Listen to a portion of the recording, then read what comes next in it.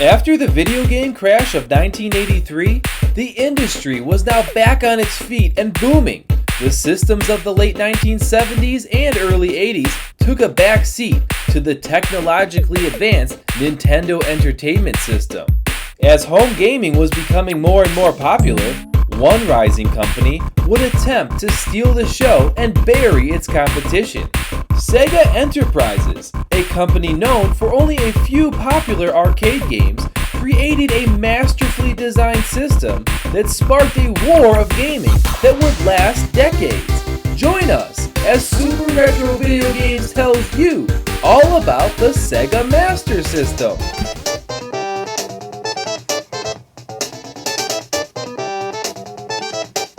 As the competition between Sega and Nintendo heated up, Sega released the Mark III in Japan in 1985.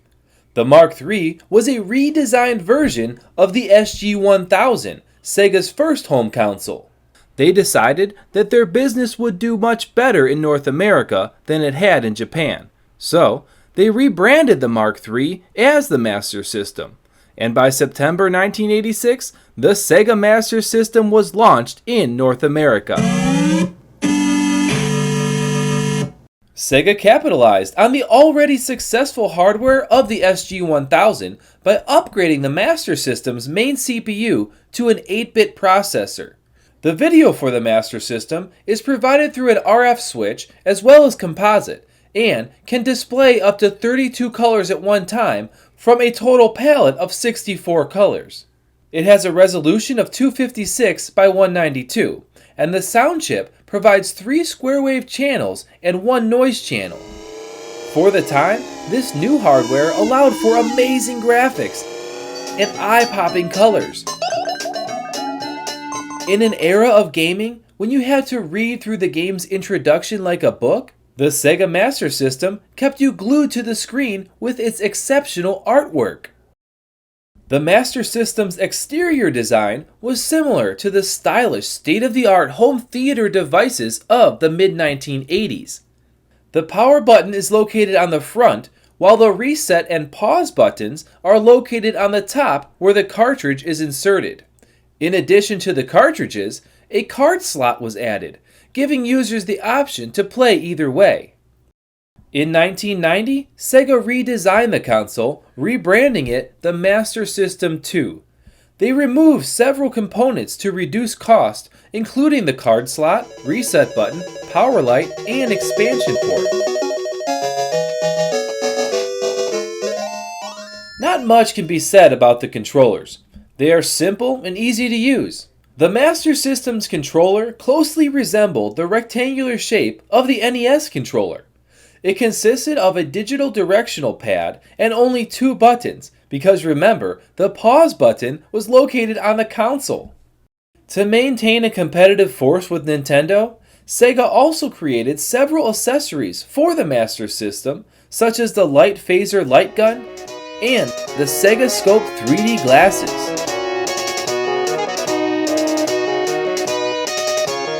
Master System games came in 2 formats, cartridges and cards.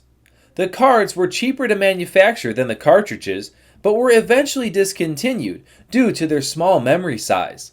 Now, because of Nintendo's licensing agreements, which stipulated that third-party NES developers could not release games on other platforms, the total game library consists of only 312 games.